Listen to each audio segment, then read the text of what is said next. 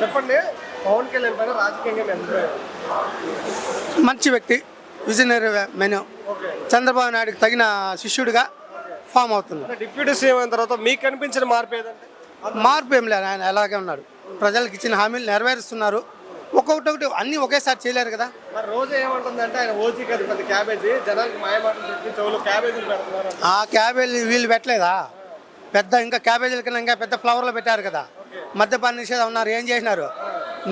చేసిన తర్వాత ఓట్లు అడుగుతా ఉన్నారు. మళ్ళీ ఏ మొక్కం పెట్టుకుని వచ్చి ఓట్లు అడిగారు.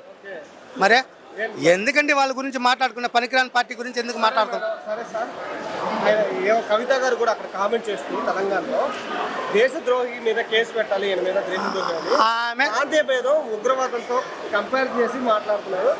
ఈయన మీద దేశద్రోహి అని కేసు పెట్టాలని ఆయన అన్నకి తండ్రికి ద్రోహం చేసి ఆమె సపరేట్ పార్టీ పెట్టింది. ఆమె దేశద్రోహం గురించి మాట్లాడితే హక్కే లేదు ఆమె. ఏంటి మరి ఆయన తెలంగాణలో కూడా పోటీ చేస్తా అంటున్నారు, చేస్తే గెలిచే అవకాశం ఉందంటారు. ఎవరు? పవన్ కళ్యాణ్ ఇప్పుడు గెలవడు, కానీ ఫామ్ చేస్తాడు. ప్రభావం చూపించేది, ఖచ్చితంగా చూపిస్తుంది. సింగిల్గా వెళ్తారా లేకపోతే కూటమికి వెళ్తారా? ఎట్లా వెళ్ళినా బాధ లేదండి.